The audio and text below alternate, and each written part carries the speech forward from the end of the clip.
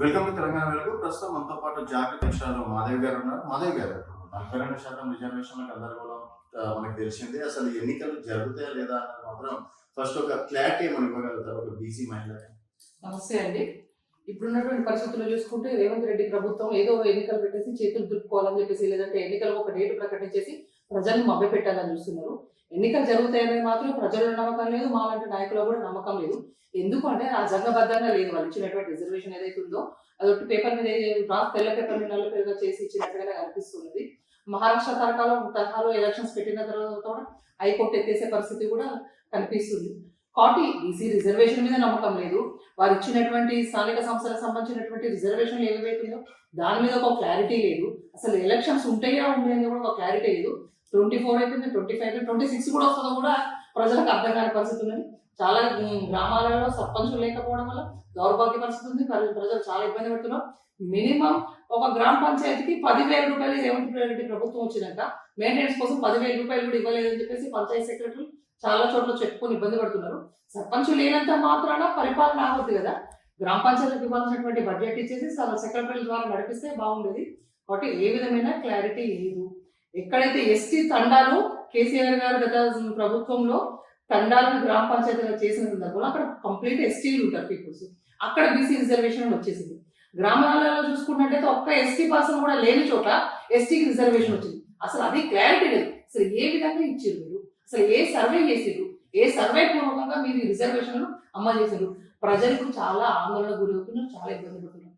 వారికంటే మరీ ముఖ్యంగా ఎవరైతే సర్పంచ్ అభ్యర్థులుగా ఉండాలని, ఎంపీటీ అభ్యర్థులుగా ఉండాలని చెప్పేసి అని అనుకుంటున్నారో, గత 2 సంవత్సరాల నుంచి వాళ్ళ పరిపాలన అయిపోయిన కానీ ఎదురు చూస్తున్నటువంటి వాళ్ళు ఇప్పటికే లక్షల ఖర్చు పెట్టుకొని మాకు అవకాశం వస్తుంది కావచ్చు అని వేచి చూస్తున్నారు. కానీ ఎవరైతే వేచి చూస్తారో వారెవరికి రాలేదు. రిజర్వేషన్స్ అన్ని కన్ఫ్యూజ్ ఉన్నాయి. బీసీ వస్తుంది అనుకున్న దగ్గర ఎస్టీ వచ్చింది, ఎస్సీ రావాల్సిన దగ్గర జనరల్ వచ్చేసింది. రకరకాల ఇబ్బందిమైనటువంటి రిజర్వేషన్ కన్ఫ్యూజ్ చేస్తున్నది. ఈ ఖర్చు పెట్టుకోవడం వల్ల వాళ్ళు ఏమవుతున్నారంటే అసలు ఎలక్షన్స్ టైంకి వాళ్ళు పక్కన అయ్యేటువంటి పరిస్థితి కనిపిస్తున్నది. దయచేసి వాళ్ళు ఎవరు ఇప్పటికీ లక్షలు ఖర్చు పెట్టి ఇదైనా ఖర్చు పెట్టకండి. ఈ రేవంత్ రెడ్డి సర్కారు ఎప్పుడు ఎలక్షన్స్ పెడుతుందో ఆయనకే క్లారిటీ లేదు. ప్రజల్ని కన్ఫ్యూజ్ చేయడం కోసం మాత్రమే చేస్తున్నారు. మొన్న వాళ్ళు చూసారు కదా, బతుకమ్మ చీరలు రేపు వస్తున్నాయి 2 చీరలు. ఇందిరమ్మ చీరలు అన్నాడు, సోనియమ్మ చీరలు అన్నాడు, బతుకమ్మ చీరలు అన్నాడు, ప్రియాంకమ్మ అన్ని పేర్లు పెట్టడం మాత్రం పబ్లిసిటీ మాత్రమైంది.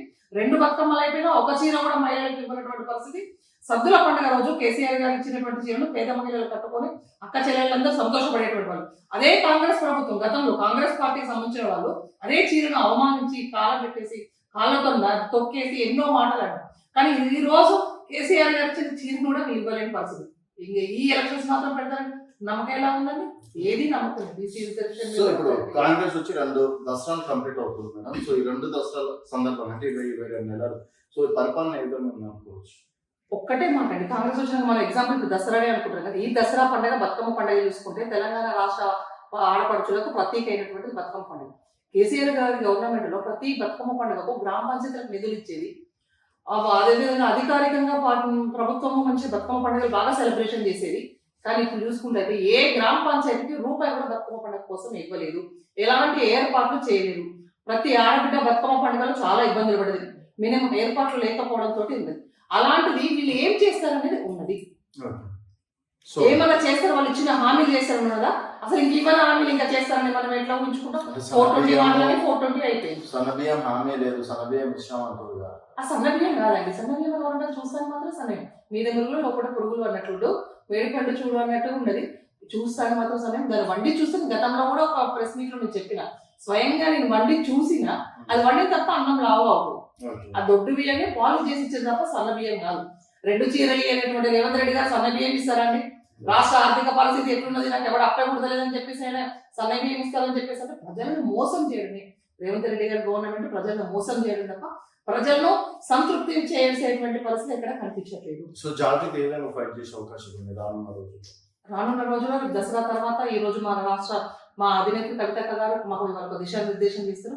దసరా అయిపోయిన తర్వాత మీ ప్రోగ్రామ్స్ తీసుకొని చేస్తాం బీసీ రిజర్వేషన్ మీద, ఈ ఎలక్షన్స్ మీద. ఓకే. సో దసరా తర్వాత జాగృతి కార్యాచరణ మొదలు పెడతామని చెప్పి కూడా మాధవ్ గారు చెప్తున్నారు. ఇది మాధవ్ గారితో స్పెషల్